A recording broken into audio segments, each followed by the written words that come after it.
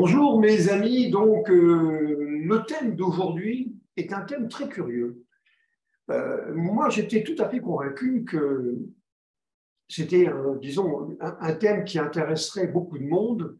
Hein. C'est le thème donc, du C2C, donc Cloud to Cloud. En gros, tout ce qui permet à des nuages, des infonuages ou à des clouds de communiquer entre eux. Alors ça me paraissait important, pourquoi ? Parce que monter une infrastructure telle qu'on le fait aujourd'hui, infrastructure de cloud, j'utiliserai ce terme si vous le permettez, donc de cloud, sans se préoccuper de tous les aléas qui peuvent se produire et de tous les besoins qui seront les miens demain, je veux dire, ça me paraît suicidaire. Alors, mais manifestement, j'ai un peu l'impression que tout le monde se précipite donc dans le cloud, mais au fond, sans vraiment se préoccuper de ce qui pourrait se passer en cas de souci. Or, c'est ce sujet-là que je vais aborder aujourd'hui pour vous montrer à quel point, à mon sens, on est un peu à côté de la plaque. Hein. On est, donc on ne peut pas considérer, si vous voulez, de se lancer dans une opération comme ça qui consiste quand même à faire un système d'information nouvelle formule, une nouvelle manière, sans s'intéresser à tous les problèmes qu'il pourrait y avoir. Bon, c'est donc tout ça. Et donc, je vais, comme d'habitude, je vais donc partager mon écran, si vous le voulez bien. Donc, il s'agira donc de l'obligation donc intercloud. Ça commence mal.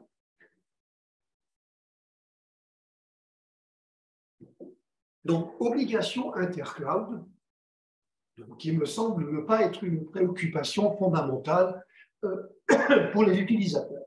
Bien. Donc, qu'est-ce qu'on va suivre comme, on va dire, comme sommaire? Donc, le cloud est une certitude. Pour 80% donc, des gens, des utilisateurs, des entreprises, on y va. On y va comme ça, la fleur au fusil, sans se préoccuper donc des quelques soucis qu'il pourrait y avoir. Donc, on va y revenir. Donc, le cloud, une certitude, oui, mais, et vous verrez qu'il y aura beaucoup de mais dans mon discours d'aujourd'hui.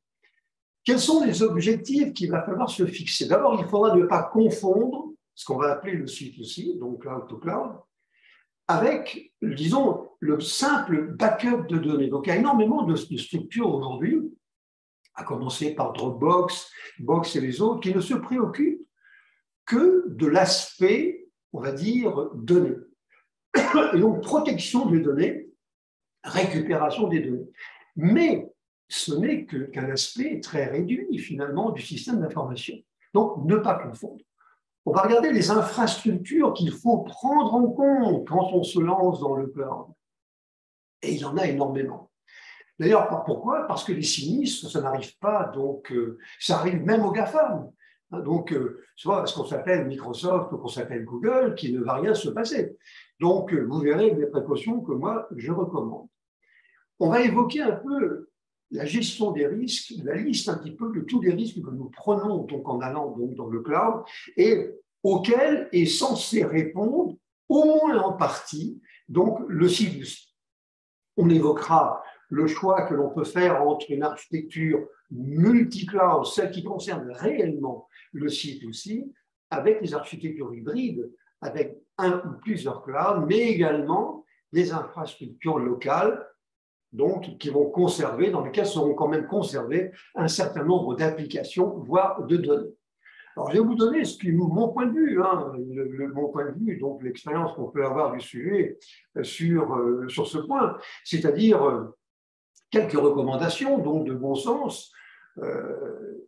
Moi, je crois qu'il faut faire attention à ne pas aller trop vite. Je vous ai envoyé dans mon invitation de ce matin, je vous ai envoyé donc une image avec une charrue avant les bœufs. C'est un peu ce qui se passe. C'est-à-dire qu'on est ébloui via le Gartner et je ne sais pas quel fournisseur par l'arrivée extraordinaire donc, du cloud, mais on ne se préoccupe pas donc, des sujets qui sont importants. Et donc, moi, je pense qu'on met la charrue donc, avant les bœufs. Les vrais problèmes qui vont être à traiter, ce sont ceux que je vais vous indiquer un peu plus loin, avec un modèle classique aujourd'hui, qui est en fait un modèle réduit on va dire, de tous ces problèmes à traiter. Je vous suggère une stratégie en plusieurs phases, avec entre autres le rôle au départ de la direction générale et du management, qu'il ne faut surtout pas donc minimiser. On va regarder les solutions avec la spécificité donc des prestataires, les solutions génériques qui arrivent. Quand je dis générique, c'est par opposition justement aux solutions qui sont uniquement orientées vers les données.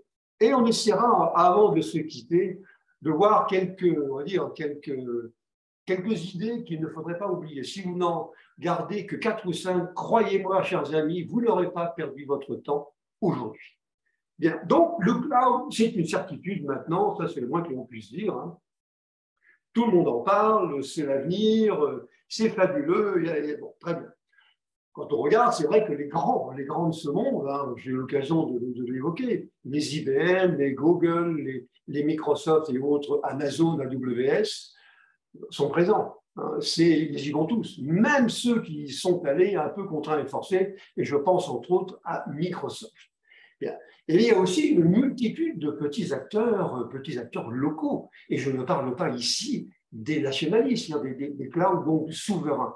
Il y a quand même un monde qui est en train de se construire, mais je crains que nous, utilisateurs qui construisons un système d'information de nouvelle manière, eh bien, nous n'avons pas pris à sa juste mesure les difficultés que nous allons rencontrer. C'est bien beau de dire que demain, on va raser gratis, mais c'est jamais comme ça que ça se passe. Jamais.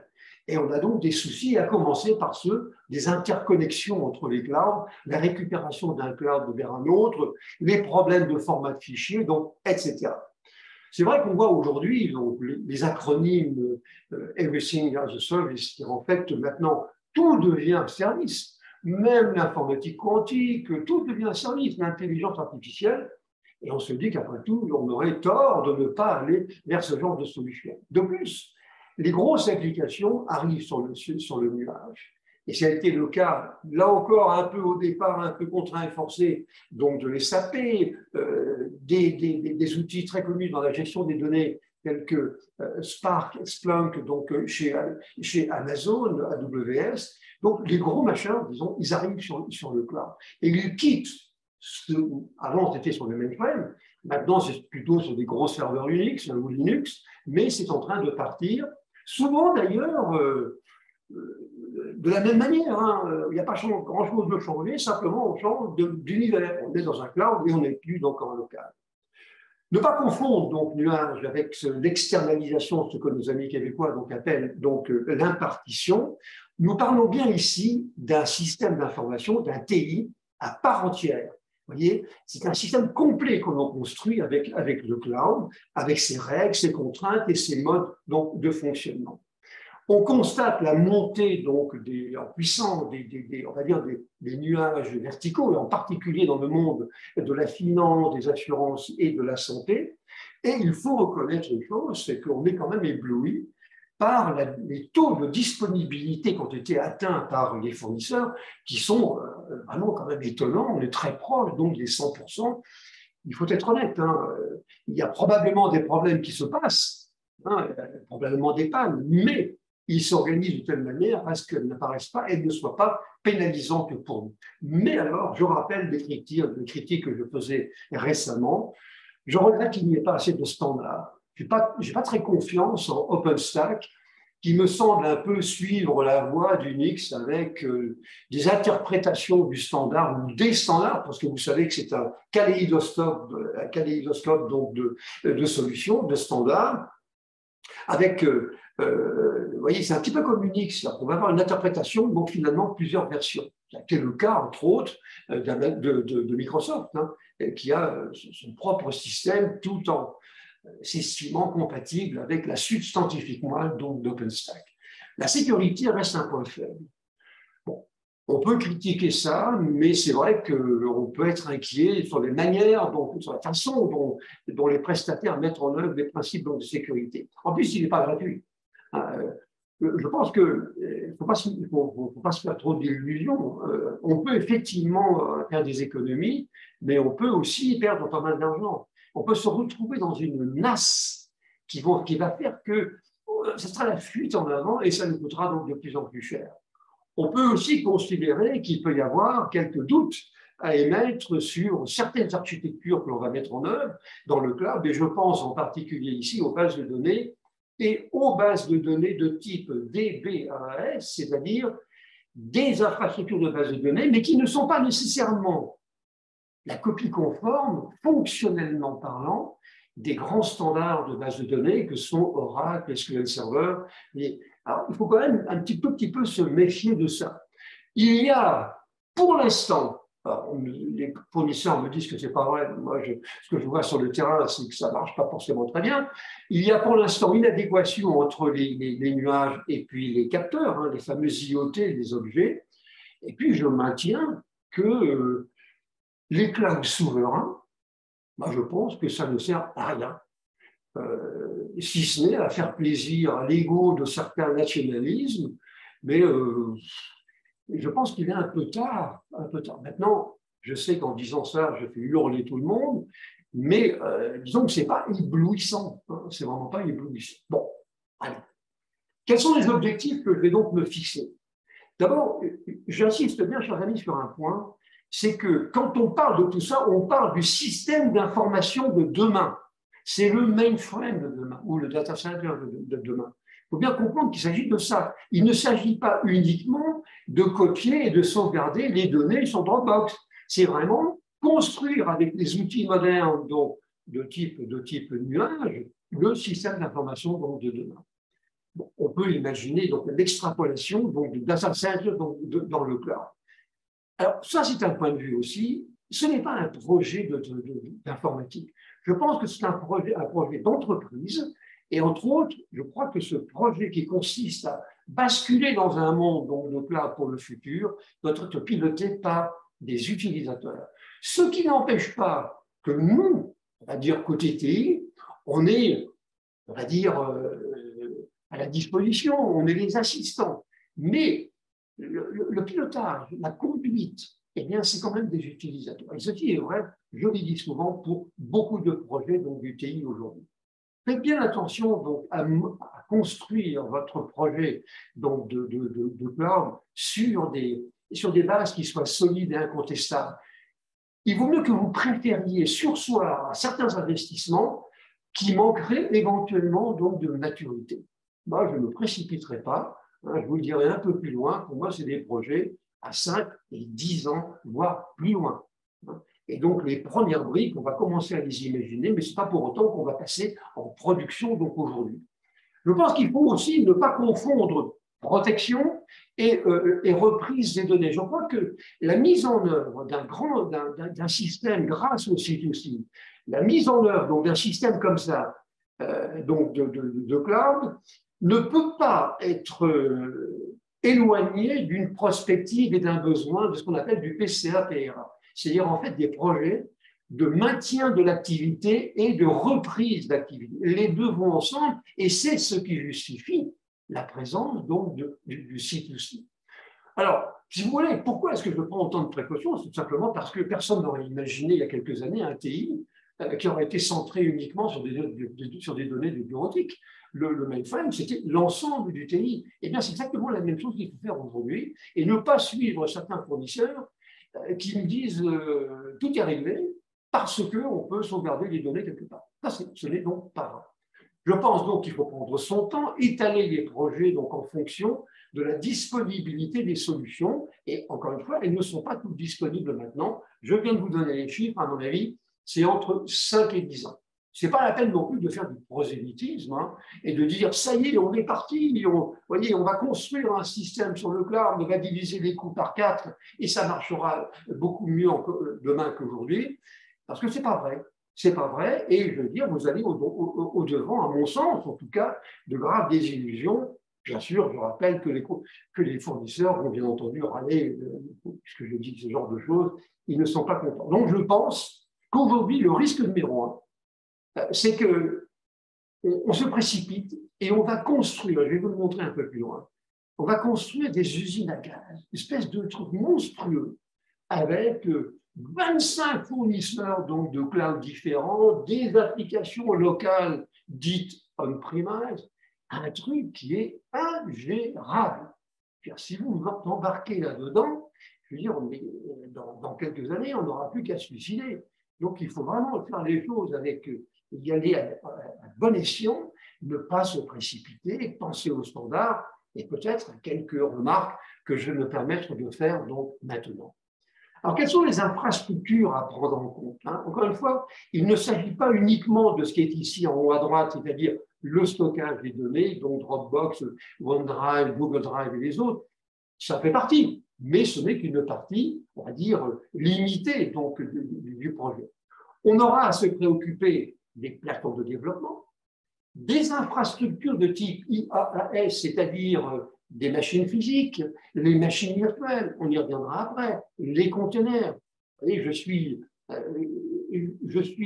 client d'un cloud qui héberge les machines virtuelles, mais la première chose que je fais, comment je fais pour faire une image, une copie de ma machine virtuelle et l'implémenter ailleurs. Ce n'est pas aussi évident que ça. D'autant que ça doit se faire sans contrainte pour l'utilisateur et sans rupture de service pour l'utilisateur. Donc je pense qu'il est préférable de se poser les questions avant que de se les poser après, s'être fait injurier par les clients. Vous comprenez? Et c'est ça qui m'inquiète aujourd'hui. Donc, développement, infrastructure, les logiciels, ce qu'on appelle le SaaS finalement, tous les logiciels, et Microsoft est un petit peu le roi du monde aujourd'hui dans ce domaine, c'est-à-dire toutes ces applications qui sont en général partagées, Office 365, des grosses applications comme ça, qui elles peuvent être d'ailleurs de bureautique. On dit qu'elles sont multitenantes parce qu'elles sont partagées par plusieurs clients, chaque client ayant finalement on va dire une instance qui lui est propre. Bon, vous n'allez pas avoir autant de fournisseurs de cloud que vous avez d'applications majeures. Ce n'est pas possible. Il y a des clients parmi vous qui ont 2000, 3000 applications. Vous vous rendez compte du truc? C'est absolument ingérable. On aura par ailleurs des clouds privés. Alors, on est un peu revenu maintenant sur ces clouds privés locaux, que l'on peut d'ailleurs aussi héberger dans des clouds publics. On fait la distinction entre les deux. Quant aux clouds souverains, je vous en ai déjà dit un mot, mais il faut les prendre en compte également. Bon, tout ça, ça constitue finalement un ensemble d'infrastructures qu'il va donc falloir prendre en compte. Alors, je disais que les sinistres, ça n'arrive pas, ça arrive aussi aux GAFAM. Alors, on peut prendre des exemples qui sont archi connus, je suis d'accord. Par exemple, la foudre est tombée sur un data center Google en 2015. La foudre, on ne fait pas de différence entre, entre Google et puis un fabricant de chaussures. Pour lui, c'est pareil, boum, ça tombe là-dessus et puis ça casse tout. En 2015, ça a fait des dégâts considérables. Il y a un fournisseur de cloud donc français qui s'appelle OVH, qui, l'année dernière, donc vous voyez, c'est assez récent, a eu son centre donc, de cloud qui est tombé en panne, et il a donc bloqué comme ça près de 4 millions d'utilisateurs, si on tient compte de tous les gens qui étaient connectés. Ça a été un truc qui a été très mal vécu, et en particulier par le prestataire OVH, ce que je comprends très bien. Amazon, tout Amazon qu'il est, eh bien, en 2022, il y a eu une panne mondiale. Il y a eu aussi des pannes chez Microsoft. Alors, je ne dis pas qu'il y a eu à chaque fois, c'était des catastrophes avec des tsunamis, vous voyez, des inondations. Mais vous avez suivi comme moi. On voit bien qu'aujourd'hui, il y a un dérèglement donc, des conditions climatiques et il peut nous arriver des tas de choses. Et donc, je pense que ne pas anticiper sur ce tas de choses, à mon avis, c'est faire preuve un tout petit peu d'inconscience. Moi, je crois que la première chose qu'il faut faire, quand on a fait le choix d'un prestataire de cloud sur lequel on va concentrer l'essentiel de son activité avec un certain nombre, on va dire, de satellites à côté, eh bien, de se dire, il va faire faillite, il va être racheté, et vous voyez, même s'il s'agit donc de Google et de Microsoft ou d'un autre. Voyez, c'est arrivé. C'est arrivé il y a quelques années, bien sûr pas avec Microsoft, pas avec Google, qui ont quand même un certain nombre d'arguments à faire valoir qui peuvent normalement nous protéger. Bon, je suis d'accord. Mais ça peut leur arriver. Et je pense surtout au rachat. Vous savez, on est dans un monde extrêmement mené par la finance, et aucun prestataire n'est à l'abri, à commencer par Oracle, Microsoft ou autre. C'est une question de volume financier à proposer et un volume financier sur les actions. Il peut tout se passer. Donc, moi, je serai très, très vigilant en me disant, est-ce que ça va arriver? C'est quand ça va arriver? Alors, vous me direz, je suis complètement paranoïaque, mais comme je vais vous le montrer maintenant, je pense que c'est une qualité d'être paranoïaque. Alors, la gestion des risques. Quand vous montez un système donc avec multi-cloud, avec des solutions locales, avec des clouds souverains, etc., il y a un certain nombre de risques que vous prenez. Alors, je les liste rapidement ici, parce que je pense que c'est important. D'abord, n'attendez pas trop du retour sur investissement. Ça, c'est un risque que l'on peut mesurer facilement. Le management n'a pas à nous casser les pieds tous les 5 minutes en nous demandant alors quand est-ce qu'on gagne de l'argent. On va être extrêmement prudent sur ce sujet. Je pense que les situations de crise, voilà encore un autre risque que je viens d'évoquer, donc à l'instant, elles ne sont pas exclues, même avec des grands prestataires. Hein. Je crois que, par ailleurs, le choix d'un prestataire qui ne respecte pas les contraintes réglementaires qui aujourd'hui pullulent un peu partout, eh bien, expose l'entreprise, on va dire, à un risque financier qui peut s'avérer très important. Alors, est-ce qu'on va payer, on ne va pas payer, ça, c'est pas notre problème, ça dépend, hein. Mais disons qu'il y a un risque qui existe. Le cadre sécuritaire de cloud, je l'ai dit tout à l'heure, la sécurité n'est probablement pas l'argument numéro 1 donc, des clouds. Mais cadre sécuritaire du cloud est peut-être non conforme avec les règles que moi j'applique dans mon entreprise. Tout va dépendre, bien entendu, de la sensibilité des applications que j'utilise, la sensibilité des données, et peut-être que les deux ne sont pas tout à fait conformes. C'est l'une des raisons pour lesquelles, par exemple, je m'oppose, pour nos propres besoins, à une identification par une identification de type Facebook, par exemple, ou Google. Parce que je ne sais pas comment ces jeunes gens font pour gérer. Bon, je dirais que c'est une question de principe, parce que je n'ai pas des besoins de sécurité qui sont vitaux. Mais je peux très bien poser des questions sur la manière dont ils traitent mes données. Vous voyez, en particulier dans la manière dont ils les laissent se diffuser un petit peu à l'extérieur. Perte de contrôle de la qualité des prestations. C'est plus moi qui fais, donc il y a un risque.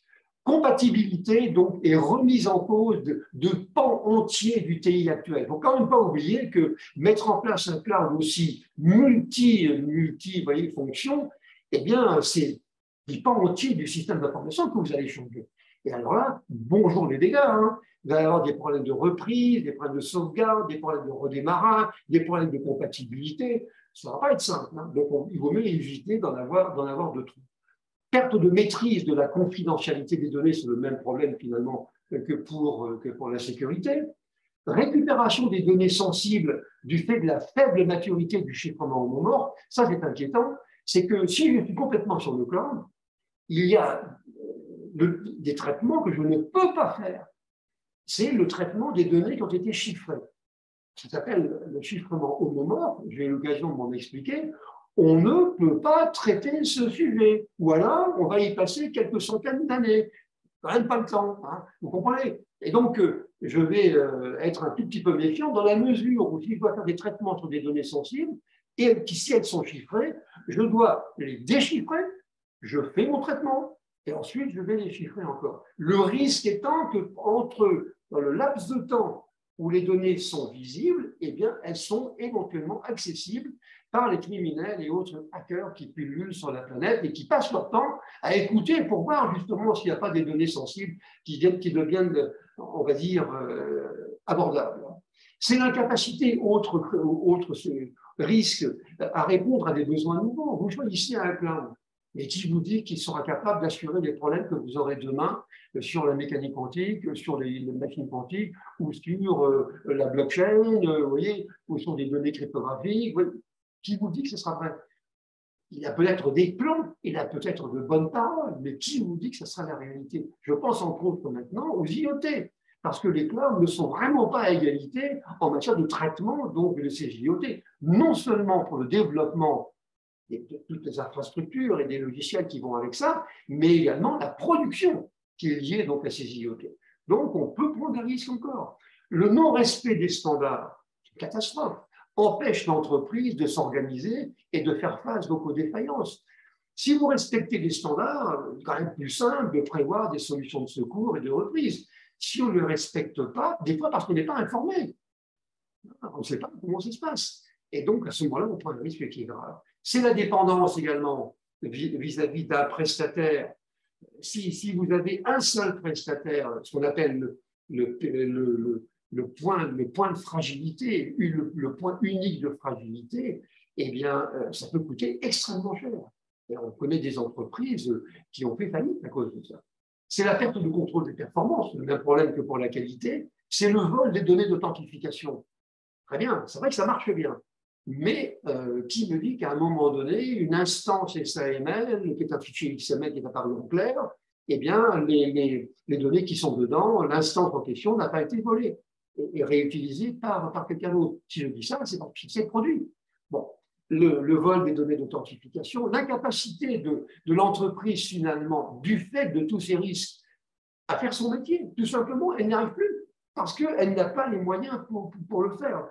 Et puis, je pense que le montage d'une infrastructure multi-cloud avec beaucoup de cloud, beaucoup de nuages, c'est quelque chose qui, par définition, est fragile. Tout ce qui est complexe est fragile. Là encore, il faut appliquer le principe du KISS.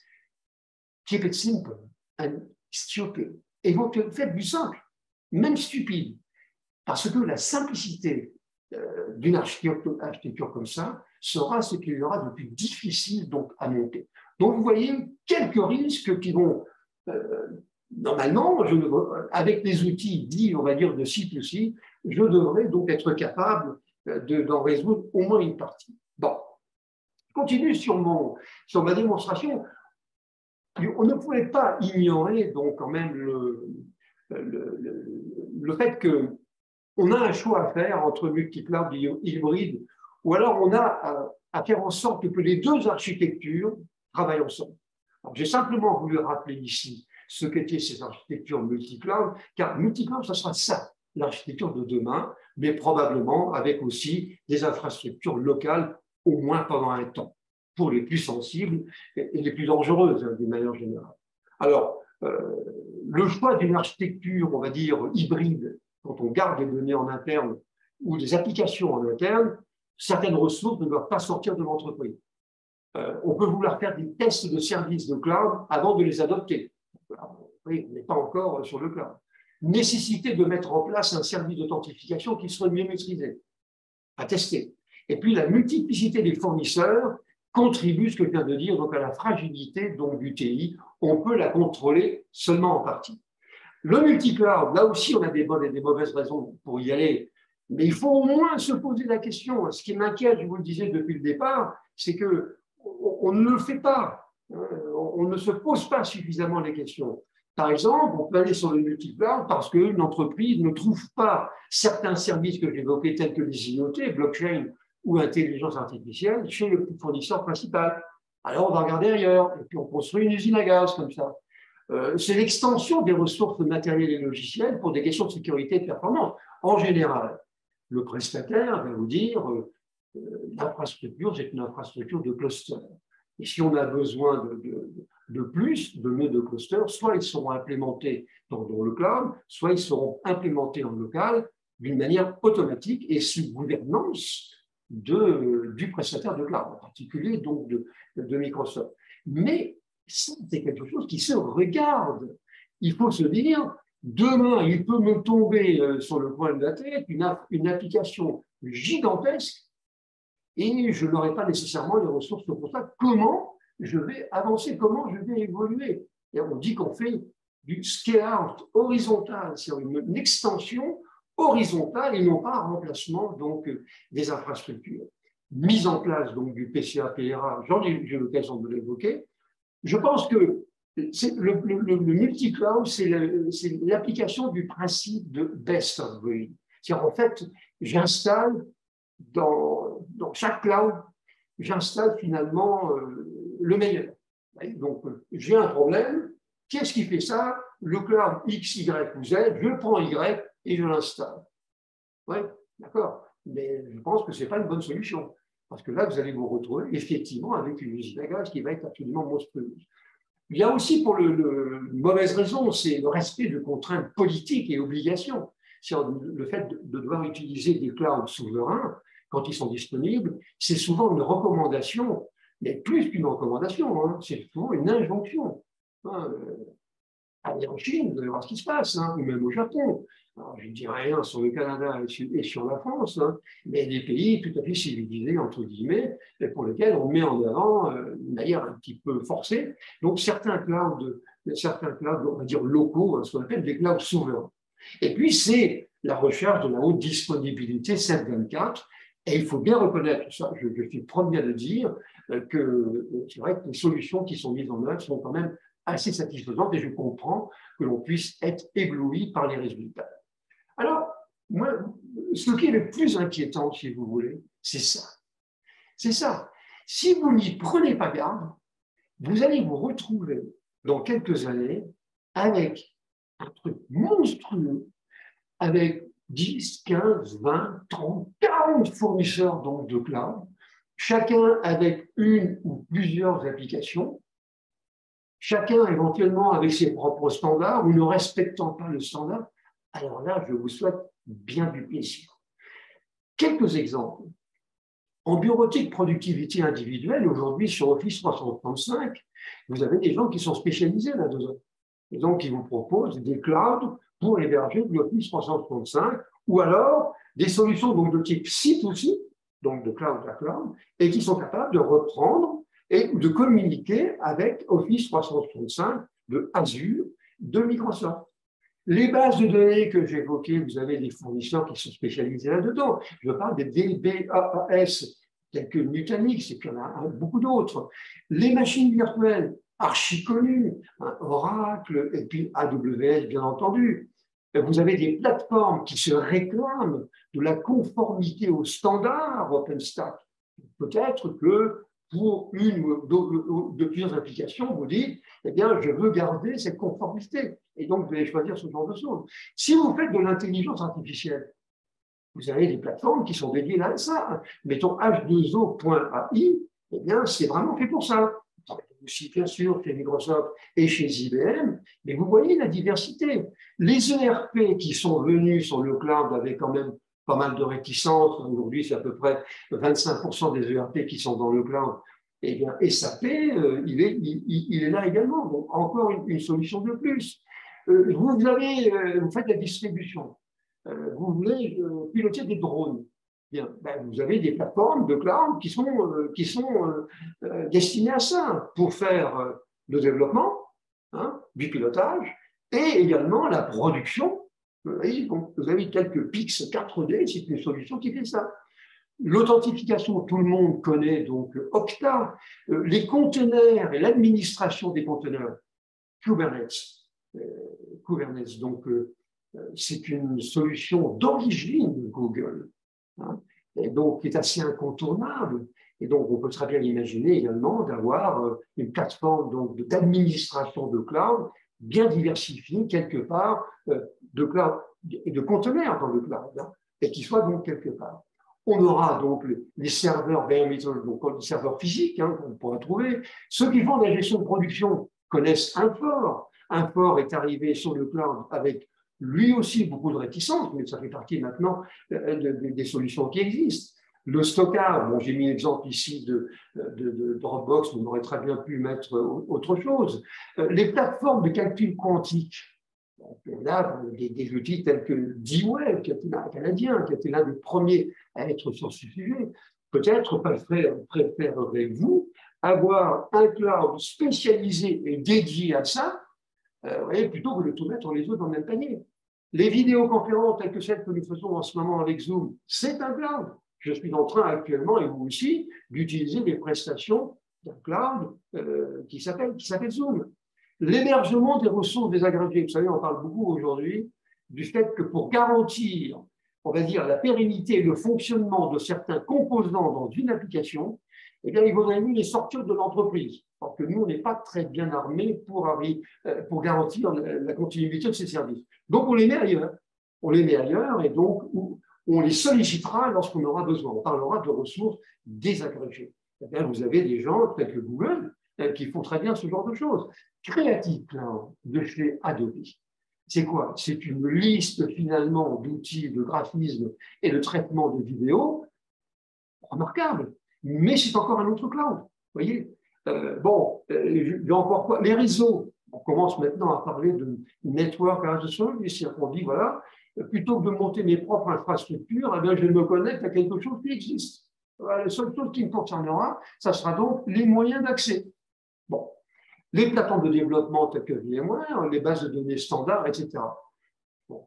Ou des services applicatifs avec Linux. Mais vous vous rendez compte, vous vous retrouvez avec, si vous faites ça, si vous n'y prenez pas garde, vous allez vous retrouver avec finalement un kaléidoscope, c'est bien ça, un truc qui sera donc ingérable. Et vous allez passer votre vie à mettre des rustiques partout, à développer du code pour récupérer, pour réimplanter. Vous n'en sortirez pas, à mon avis. Alors, pour aller donc vers ce cloud, puisqu'on nous dit que 80% des clients vont donc y aller, je vous propose donc un certain nombre de recommandations que l'on peut contester, mais vous savez, je suis très joueur, donc j'accepte tout à fait la critique, même violente. La première, ça c'est une recommandation sur laquelle j'insiste toujours, c'est que la définition de ce qu'on attend du cloud, ce n'est pas à nous, au TI, de décider, c'est donc le management et la direction générale. Je ne pars pas sur un projet comme ça, on travaille en ce moment là-dessus, si la direction générale ne pilote pas et est bien informée de ce qui se passe. Et le responsable du projet, eh bien, c'est un utilisateur ou une utilisatrice qui a l'oreille de la direction générale et du management, de manière à ce qu'ils puissent prendre des décisions et ne pas à chaque fois avoir demandé l'autorisation de faire quelque chose. Pas possible. Nous, on est là, je répète, en tant qu'assistant. Ne jamais faire confiance donc, à un seul prestataire, parce que je vous dis, on risque de créer ce qu'on appellera donc un SPOF, qui est un point unique de fragilité. Je dirais, on peut faire, il s'agira de trouver finalement une cote mal taillée, de trouver un intermédiaire entre un multi-cloud, donc un cloud principal, et puis peut-être quelques clouds satellites spécialisés, plutôt qu'un seul ou une multitude de clouds. Donc un juste milieu qu'il va donc falloir trouver, et ça va bien entendu dépendre donc des entreprises. Ne pas non plus faire confiance à un seul pays d'implémentation, même s'il s'agit du Canada ou des États-Unis. Et je pense qu'il faut quand même se méfier du zonage très théorique des implantations qui peuvent dépendre, et c'est le cas, de décisions politiques. Et vous voyez, il faudra donc intégrer, quand on pourra le faire et quand elles seront crédibles et disponibles, les solutions locales, quand elles existeront. Je suis très méfiant, mais bon, en tout cas, on peut les prendre en compte. Ne faire affaire avec des prestataires que ceux qui respectent les standards.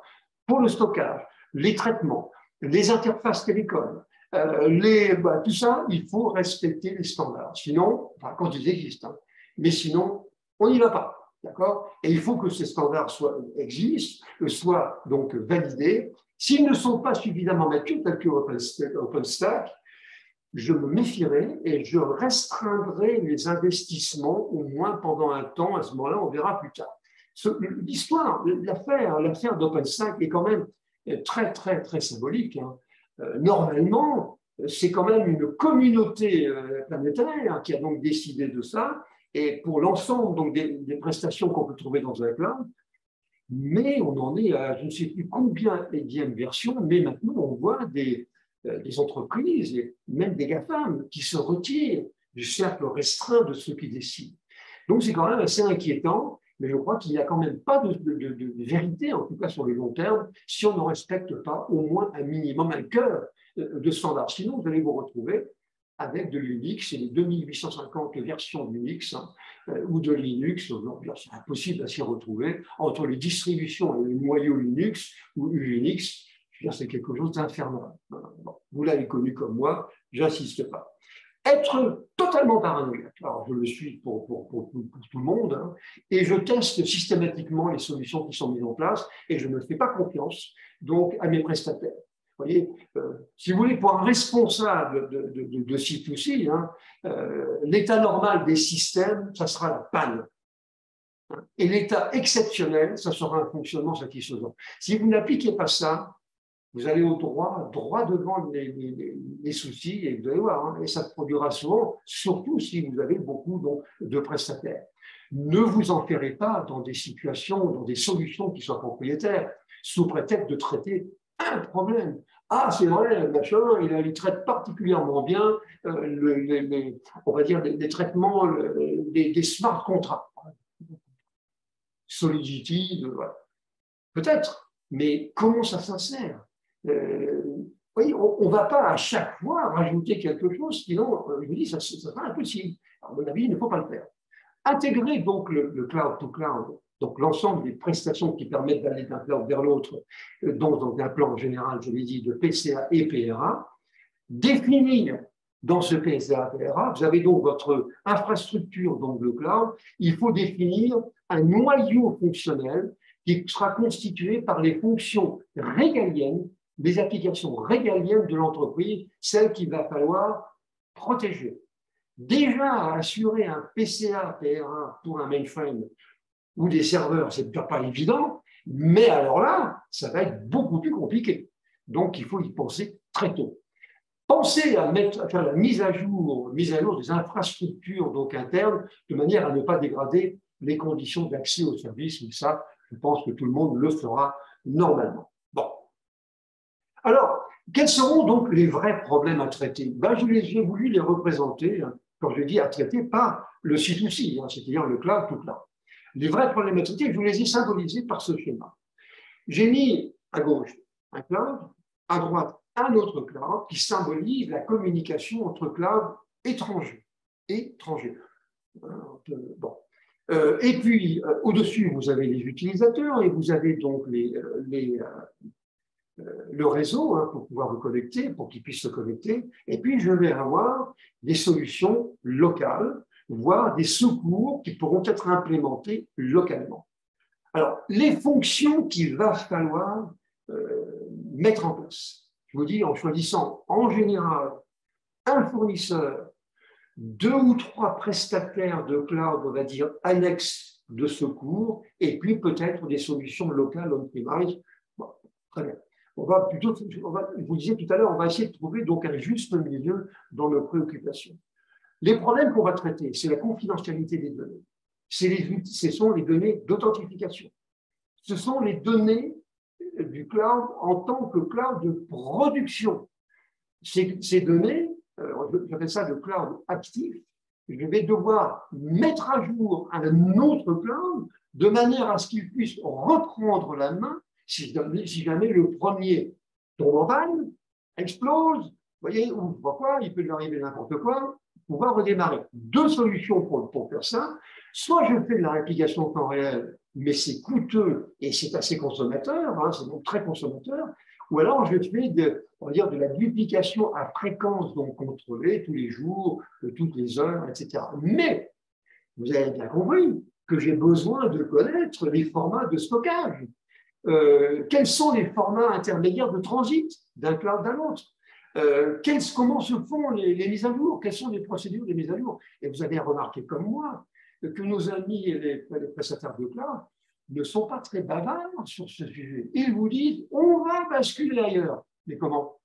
Moi, je n'y vais pas tant que je n'ai pas une idée précise de ce que je dois faire. Vous comprenez? Parce que je ne veux pas être pieds et mains liés chez ce prestataire. Je veux pouvoir aller où je veux et avoir donc les mains libres. C'est la sécurité des traitements et des données que je vais devoir reproduire sur mon autre cloud. Vous voyez, il faut donc être certain que je vais pouvoir garantir les mêmes périmètres de sécurité de données. Sur les instances de virtualisation et les containers, il faut que je puisse basculer mes machines virtuelles et mes containers de mon cloud numéro 1 vers mon cloud numéro 2 sans que ça me provoque la rumeur ou la rougeole. Il faut que ça se fasse normalement, en temps réel et sans que les clients s'en rendent compte. Peut-être qu'on pourra constater un léger décalage, peut-être d'une demi-seconde, mais pas plus. Il faut que ça se passe immédiatement. Les instances donc, de base de données logiques, c'est pareil. Est-ce que j'ai les mêmes, SGBD dans un cloud et dans l'autre? Si je veux basculer de l'autre côté, il faut que je puisse avoir les mêmes infrastructures de réception. Alors, le problème se pose en particulier pour les DBAS, donc les bases de données donc, en tant que service, qui bien souvent sont spécifiques d'un cloud donné et qui vont poser un problème donc, de récupération. Le problème étant le même avec les installations locales. Et donc, je vais pouvoir organiser des secours, c'est des secours entre les clouds et avec les installations locales. Ça, c'est le problème numéro un. Et avant de se lancer dans des projets pharaonesques donc, de cloud aujourd'hui, je serais d'une prudence, mais alors de sioux, je traiterai tout ça d'abord, même si ça me fait reculer de 2 ans ou 3 ans. Mais je n'y vais pas tant que je ne suis pas certain de la solidité du sol sur lequel je mets les pieds. Vous voyez, en tout cas, c'est une protection, à mon sens. Alors, un modèle classique que l'on trouve assez fréquemment maintenant, vous avez donc un petit peu l'application de ce que je viens de dire à l'instant. Vous voyez, en bas, vous avez un cloud de production avec capacité d'avoir des traitements et des nœuds supplémentaires, donc de type de ce qu'on a évoqué il y a un instant. On peut avoir du stockage. Donc, on a le cloud de reprise. On peut avoir des clouds locaux. On va donc exporter des machines virtuelles. On peut avoir des machines virtuelles qui seront restées en local, etc. Et puis alors, on aura d'autres clouds. On aura un cloud principal et puis un certain nombre de clouds, on va dire satellites. Alors, ce n'est pas péjoratif pour eux, mais simplement peut-être 2 ou 3 indispensables parce que le principal ne traite pas, par exemple, des problèmes. Là, j'en ai quand même absolument besoin à un moment donné. Donc, j'aurai d'autres clouds comme ça qui m'assureront donc les transferts de données. Vous voyez, voilà. En général, c'est ce genre de solution qui est là et que l'on essaye au maximum donc on va dire de durcir pour qu'il n'y ait jamais de difficultés. Pensez en particulier au PCA. Les PCA, c'est pas un rapport, c'est pas un truc qu'on écrit noir sur blanc sur une feuille de papier. Un PCA est réputé fonctionner lorsqu'on l'a testé en quasi vraie grandeur. Si ça n'a pas été fait, il n'existe même pas. Parce que la réalité de reprise, elle est toujours très différente de ce qu'on a imaginé en théorie. Donc les PCA, particulièrement donc, sur ce sujet, je serai très vigilant.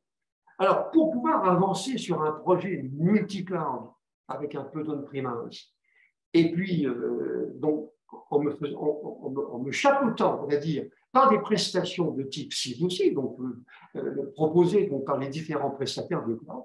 Donc, moi, je vous propose, on va dire, cette cinématique, cinématique de fonctionnement. D'abord, premièrement, direction générale et management, définir la finalité et le périmètre de cloud.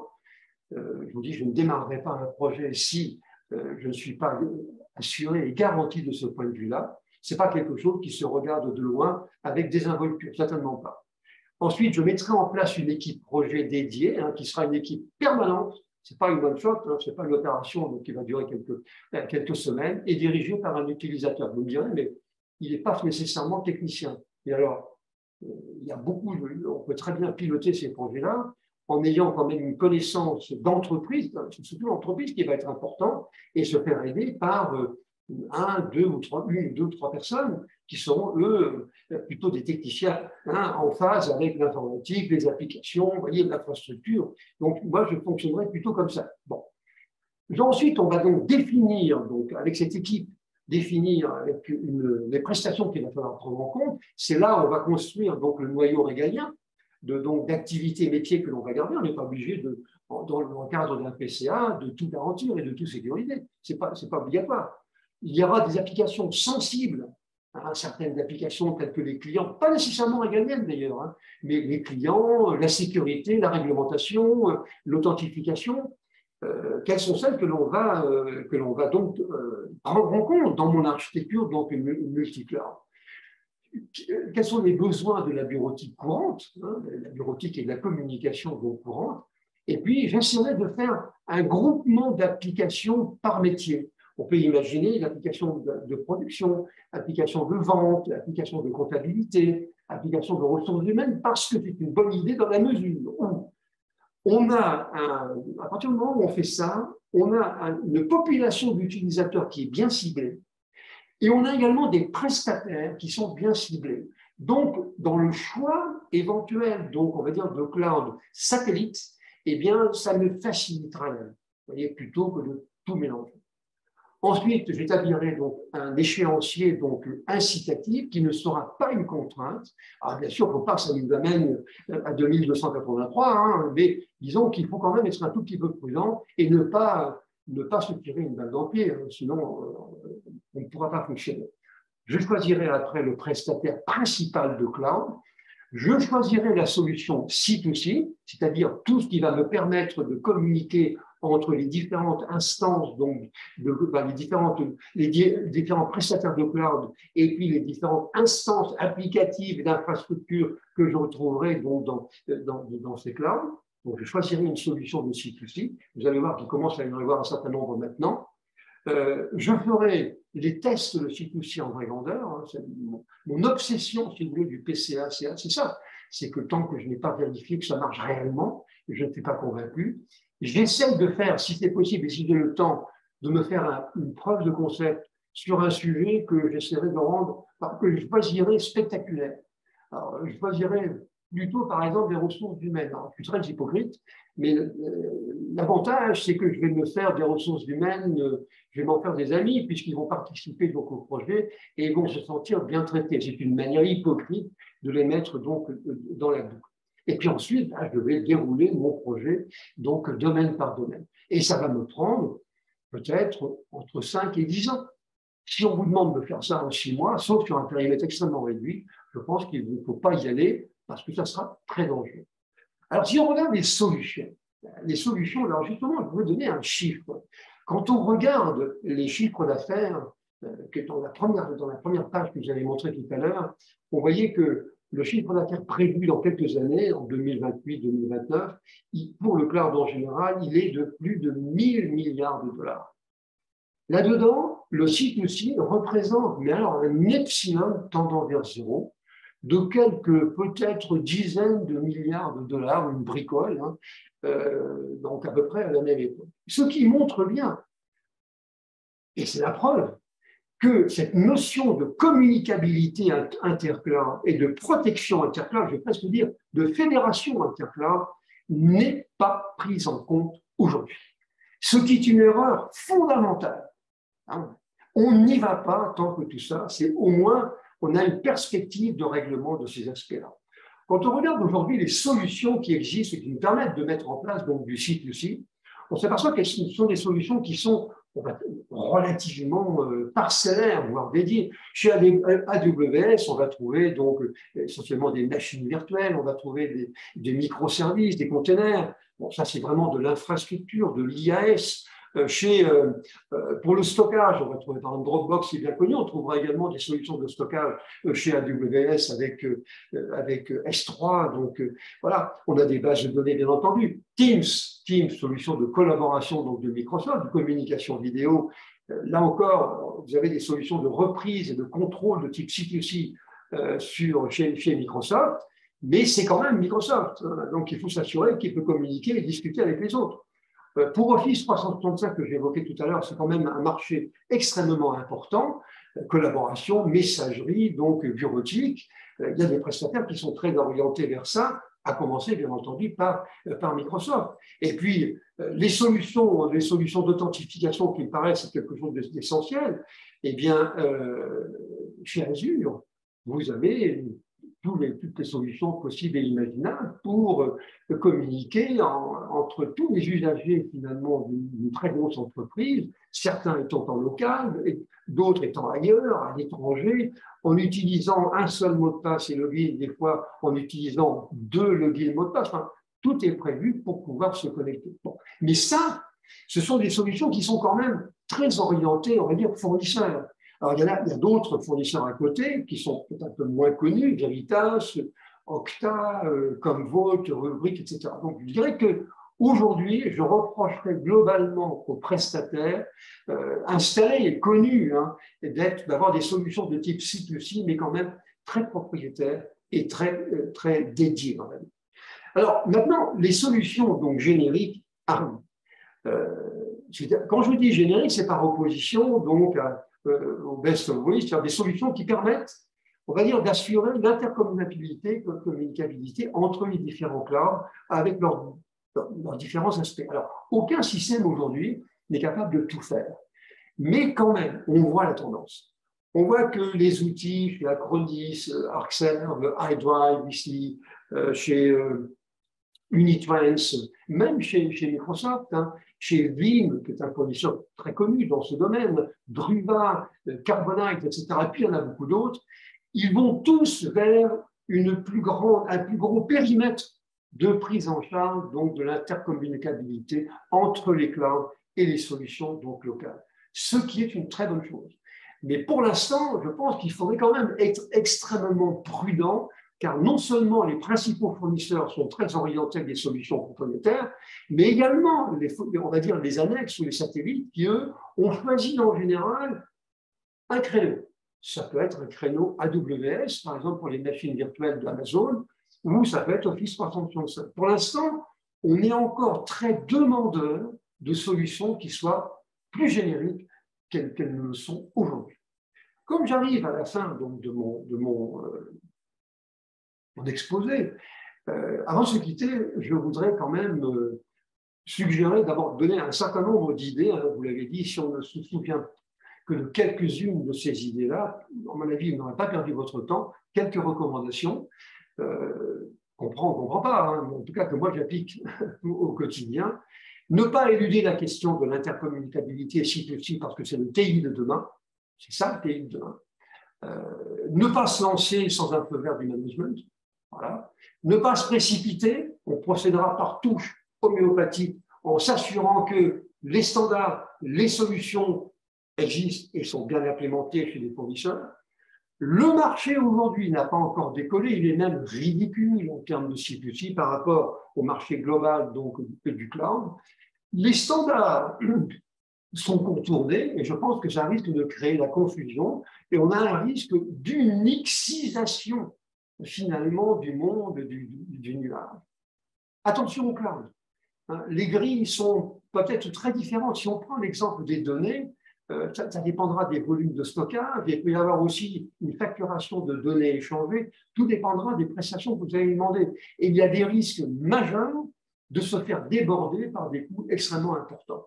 Il y a encore des problèmes techniques qui ne sont pas résolus, donc on n'ira pas, je l'ai évoqué, avec le chiffrement homomorphe, c'est-à-dire le traitement de données chiffrées dans le cloud, on ne sait pas faire. Enfin, on sait faire, mais on va prendre 50 ans pour faire une addition, donc ça ne me paraît pas extrêmement efficace. Je pense qu'aujourd'hui, les fournisseurs sont trop nombreux. Ils sont très spécialisés, c'est ce qu'on vient de dire à l'instant, voire ils sont dédiés à ce qu'on appellera donc, un fournisseur de cloud, un hyperscaler, donc c'est-à-dire comme Google, donc, ou Microsoft Azure ou AWS. Je pense que le nombre de ces prestataires va diminuer parce qu'ils sont trop nombreux. Alors, ils sont très américains, ce qui n'est pas une bonne chose. Parce que là encore, on va créer une dépendance, qui est une dépendance qui, à mon sens, est donc dangereuse. Le risque de SPOF, je l'avais évoqué, donc avec un seul fournisseur de cloud. Je crois donc que le projet donc, de C2C appliqué donc, à l'info-nuage, doit être piloté par l'entreprise et les utilisateurs et pas par nous. Nous ne sommes que des assistants. Les initiatives sectorielles indépendantes, celles qui sont implémentées par ce qu'on appellera, ce que le Gartner appelle le shadow IT, et moi ce que j'appelle une nanerie, eh bien, ça n'a aucun sens. Il faut interdire toutes les initiatives qui vont dans ce sens, parce que après, c'est vous et nous qui allons devoir prendre en compte ce qui aura été fait n'importe comment. Donc, surtout pas faire ça. Le cloud est un projet global qui se traite globalement. Et on ne laisse pas la bride sur le coup à des infrastructures ou à des équipes qui ne participent pas à ce projet global. Mais je pense que même si on va dans 5 ans ou dans 10 ans, on a un objectif 5 ans ou 10 ans, mais je crois que il faut quand même s'y préparer maintenant. Voilà. Donc, j'ai été, évidemment, comme d'habitude, hein, toujours un peu, si ce n'est critique, du moins, j'essaie d'appréhender donc les choses avec le maximum de sérieux. Mais vous savez, moi, je ne fais ici que vous traduire ce que je vis au quotidien. Hein. Et comme j'en ai un peu assez de me faire insulter, je veux dire, moi, je vais prendre des précautions. Et ce que j'applique pour les autres, ben, je les applique pour moi. Alors, je ne suis pas un gros fournisseur, mais je fais quand même à peu près la même chose. Donc, chers amis, soyez prudents, ne vous pressez pas. Mais prenez toutes ces précautions que je vous ai indiquées, lancez des vrais projets de site aussi, parallèlement au cloud. Ça permettra finalement de fiabiliser et de garantir, donc on va dire, la pérennité, le fonctionnement de votre infrastructure. En tout cas, c'est ce que je vous souhaite. Comme d'habitude, donc, je vous ai indiqué ici donc, le prochain webinaire. Alors, je vous recommande particulièrement celui de la semaine prochaine. On va parler des contrats intelligents qui sont en train enfin de faire décoller les applications, disons, qui ne sont pas matérialisées par du papier. Donc, les smart contracts, très importants. Et ensuite, il y a un autre qui est très attendu apparemment par pas mal de personnes chez vous, sur COBOL. Alors, COBOL, ce n'est pas un gros mot, on essaiera d'expliquer. Donc, ce qu'il en est. Bien.